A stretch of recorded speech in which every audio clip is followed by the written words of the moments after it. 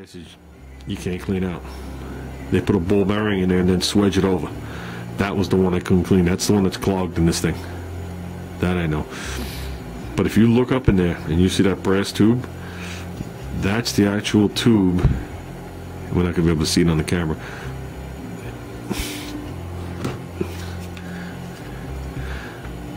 See it in there, right behind the throttle plate sticking up? That's the same tube. The air goes across it. There's a venturi right there. You see how it narrows down to pick up the speed? And also, if you look right behind the throttle plate on the floor, you see that other hole that I'm talking about for the emulsionary tube. Okay? Now the air hits that venturi, speeds up. And as it speeds up, it pulls fuel up through there. Okay? Straight through here. Straight through the jet that we talked about earlier. So while you have this carburetor apart, make sure that's clear. Stick a piece of wire through it all the way up, spin it around, make sure it's clear. Go up there with the tube of your carburetor cleaner and make sure it's wailing out the top. Okay? Also at that point, take this screw out and spray the other way, and it will blow out. Yeah, there you go. That was this passageway. Goes up over to the high speed, and it is clogged inside. It comes up. It actually picks the fuel up from the inside over here, and I was unable to get that clean at the time. Plus, it was a major snowstorm coming. It was like a freaking blizzard, like 3 years ago. So, the snow was already hitting the floor. And I was like, there's no way I'm shoveling that. So I ran aboard a carburetor under the assumption that someday I would clean this thing and use it, which I probably will. But getting back to what your problem is, okay? If this is the way it sits, naturally, okay? If there's no fuel in the bowl, it's going to go down and hit the bottom. It's going to go right into the low area here. And if you look at this one, they actually put a dimple here for the bowl to sit on. Okay, so it's going to go like this.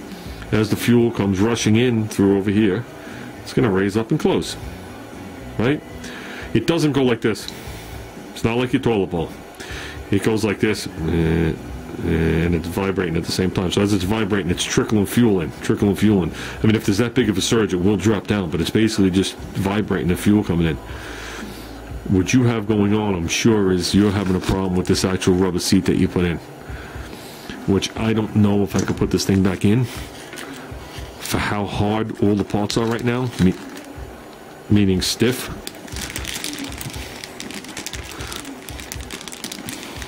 And trust me, it's not in the bag to save it. Yeah, this thing's hard as a rock. And one end is totally chewed. Can you see that? Whoops. Let me lay it on the tip of the screwdriver. Maybe it'll focus in a little better. Whoops. Cats. And the other side has the lines in it. Now, I don't remember exactly, but I could have swore the one with the lines went up into it, and the needle and seat went on this side. That's how I think it goes. And it's just like everything else. This thing has to seal around this side too. If it doesn't seal here, it's as bad as it not sealing where the needle goes in. You know what I mean? So you can get this sealed perfect. Like this. Because that's basically what happens. When the float goes up, this closes. You can get that perfect. If it's leaking by the sides, you got a problem. If you put any kind of nick in it, you gotta remember, you're not talking about valve springs keeping this closed. You're just using the float and the buoyancy of it to seal this. Okay? You put any kind of nick in it, it'll be like your faucet in your kitchen. It'll just keep running. Okay? My suggestion to you is, I think you nick this, you're gonna pull this thing out, you gotta clean it spotless and start rubbing your fingers on it. Look at it with a magnifying glass. Where it sits around the sides and where it sits where that is. And if it is damaged, you're gonna have to get another one. But my suggestion to you is, I gotta stand up a second, to use grease on it. Very light, like Vaseline. okay, and then slip it in.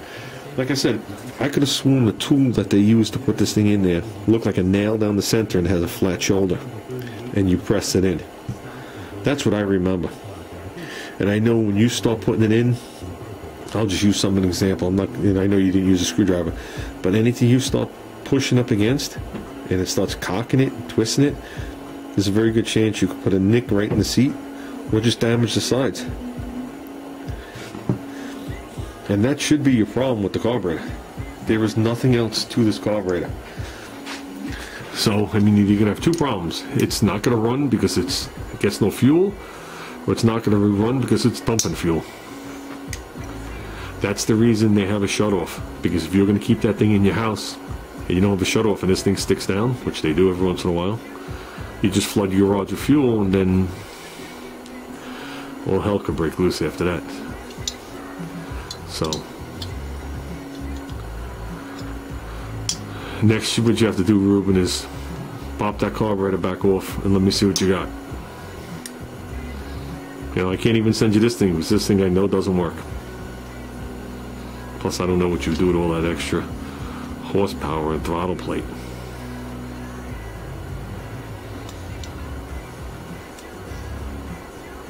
So, like I said, Ruben, I'll walk you through it, even if we got to talk on the phone. We will get it. We just got to come up with a better plan for you to get that piece in. Because I think that's your whole problem. Plus, you got to be careful. See, that's why I wish I could pop this off. I don't think I can. I mean, I'm going to get a little aggressive on it because I really don't care. Yeah, now you see, this is permanently stuck. That's what happens with steel and aluminum.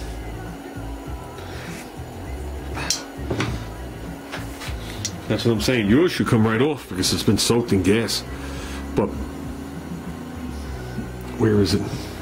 Putting that piece back in, then putting this in. So hard for me to do this. Okay. Then doing this, and then trying to hook it, or even the other way. I've seen people try and hook it the other way. You just have a tendency to want to bend something. Well, not want to bend something, but bend something. And this little tab right there, Ruben, there's my flat screwdriver. This little tab right here is your float adjustment right here. Okay. Oops, well, nothing's going to work like that. See how it's sitting now? Okay. I'm going to just squeeze up my finger.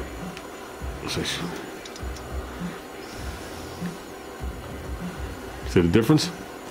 And that makes a big difference, Ruben, because like I said, the gas sits in this bowl. It's supposed to sit to a specified height. Everything above that mixes with fuel and air before it comes in. So if you make this thing too high, it'll run rich. You make this thing too low, it'll run lean, and it has a hard time getting the fuel even up there. It's like having the best way I can describe it is it's like having a straw and poking little holes in it, putting cracks in it, and then trying to draw soda up through it. Now would be a good time to say that this is brought to you by Slurpee, only at your 7-Eleven stores. Oh wait, I can't have those no more. So, but it's the same principle. So, I don't know what your spec is, but I'm going to tell you it's probably going to be very close to level, just a hair above it. Shouldn't be like this, and it shouldn't be like that. So, okay, Ruben, this is going to be obviously a multi-part video. I'll download it. You get back to me, tell me what you got.